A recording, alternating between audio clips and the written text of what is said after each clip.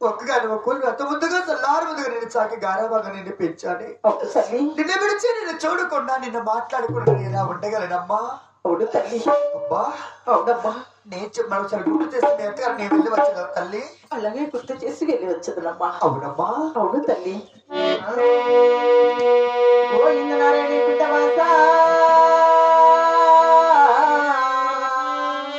గోవింద అమ్మ మామల మటల్లు తల్లి రామ రామ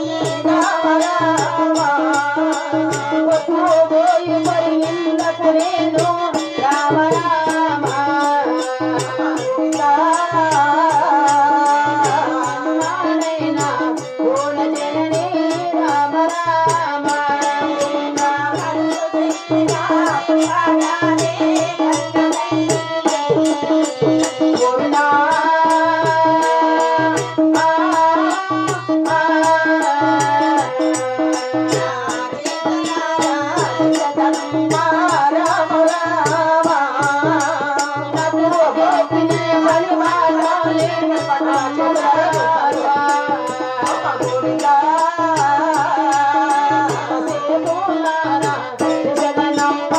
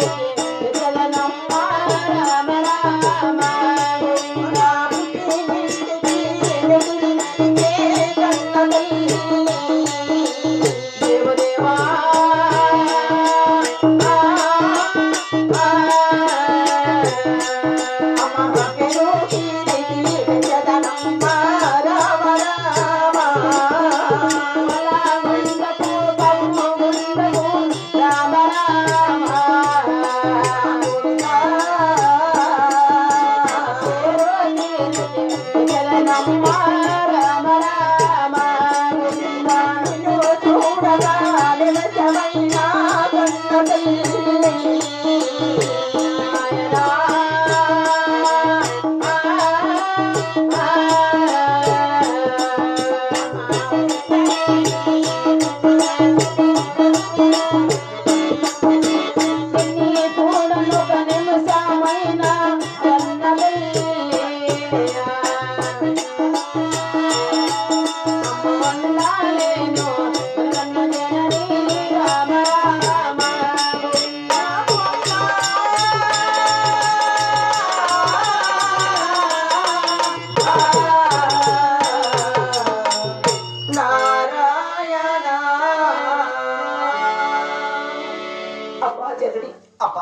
బిడ్డ నాకు తెలియని వయసులోనే మీ అన్నకు వారికి కళ్యాణం చేసి అవునమ్మా పెళ్ళి 3 రోజులు కూడా కాకుని అత్తగారి వాడలు పంపుతున్నావే. అవునమ్మా నీ అత్తగారి వాటలు అత్త మామల మాటలకి ఎన్నడికి అడ్డాడ రాదు తల్లి. అడ్డాడకూడదమ్మా. తోడుకోడళ్ళ మాటలకి ఎన్నడికి తోసేయనమ్మా. తోసేయకుండా బావమర్దల మాటలకి ఎన్నడికి బదులు చెప్పకుండా బదులు ఆడకూడదమ్మా. పొద్దుపోయినా ఇరిగింటికి పరిగింటికి ఎన్నడికి పోకుండా పోకూడదమ్మా. ఆకలితో ఉన్న వారు మాకు ఎన్నడికి చూడకుండా అన్నం పెట్టి ఆకలి తీర్చి. అవును తల్లి, అయినా నా వాళ్ళ కొడుకు పావుకుండకు నా పుట్టినింటికి మెట్టినింటికి మంచి పేరు కీర్తి తెచ్చదను తల్లి. అవునమ్మా. అయినా అత్తగారి వాడలకు పంపుతున్నావు, నెచ్చి మీ అన్నకు వారికి కళ్యాణం చేసి పంపుతున్నావు కదా తల్లి. అవునమ్మా. పుట్టింటి వారి పసుపు కుంకం తీసుకొని అత్తగారు వాడలకు వెళ్ళే సమయంలో నా మనసులో ఒక సందేహం ఉండదమ్మా. అదేమి సందేహం అమ్మా? తెలిపితే కోపం లేదు కదా తల్లి. ఇలాంటి కోపం లెక్కలకు వచ్చినమ్మా. అమ్మా, మీ అన్నకు వారికి కళ్యాణం చేశావు కాబట్టి నా చేతులారా ఎన్నడైతే జాబు రాస్తానో ఆనాడే నువ్వు తిరిగి రావాలి తల్లి. అందుకు లోపల వచ్చినా ఎవరినైనా పంపినా మన పావు కుదురు పట్టవంతా సర్వనాశనమై నీ శిరసులో ఎప్పుడు మగలు సస్సురు కాక తల్లి, సస్సురు కాకమ్మా.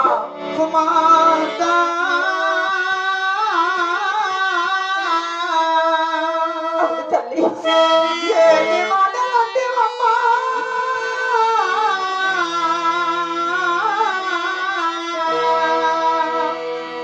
ఎట్టి మాటలు అది బొమ్మ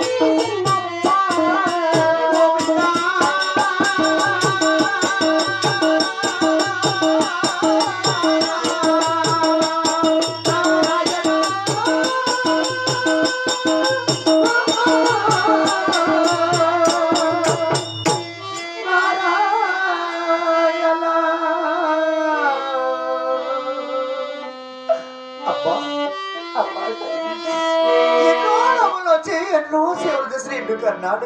అవును తల్లి, ఎందుకమ్మా అత్తగారు వాళ్ళతో వెళుతూ వెళుతున్న సామిని పెట్టి వెళుతున్నామే తల్లి, ఏ పాపం చేసి ఎందుకు అన్నానమ్మా. అమ్మా అబ్బా, ఈ పుట్టినింటిలో నేను ఎన్నో నోములు వచ్చి కన్నానని అల్లారి ముద్దుగా చాకావు తల్లి. అవునమ్మా. నాకు అత్తగారి ఇంటిలో ఇలాగే సుఖభోగములుంటే చాలా మంచిదమ్మా. అక్కడ కష్టం ఏపడుతున్నో సుఖం ఏపడుతున్నో కదా. నా కష్టములు పడినా నా కష్టములు మీరు చూసి భరించగలరా తల్లి.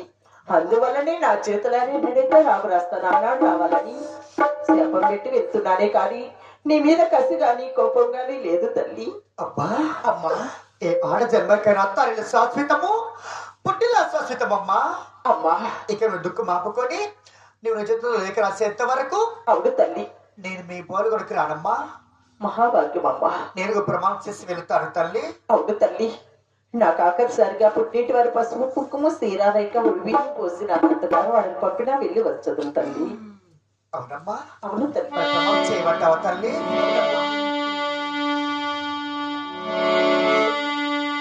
గోవిందా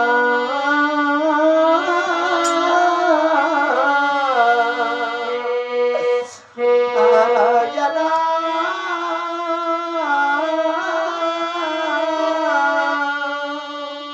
శ్రీనివాస వెంకటేశ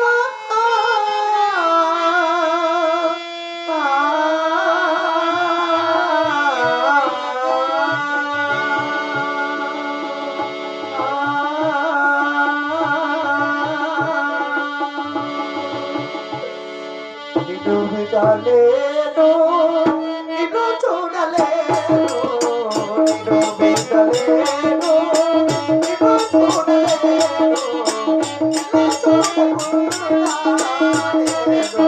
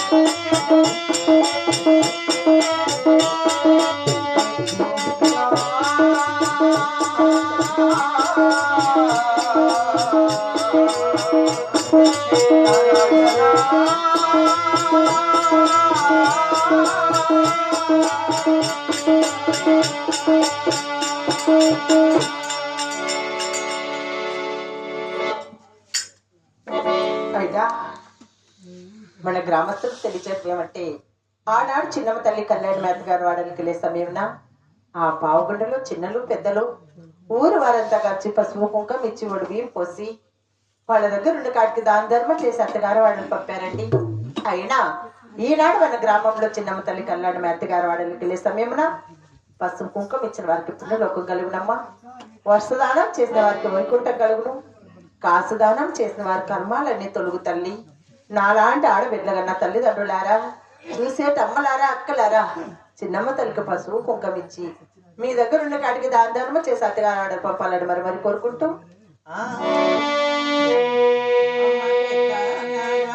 పెద్దలారా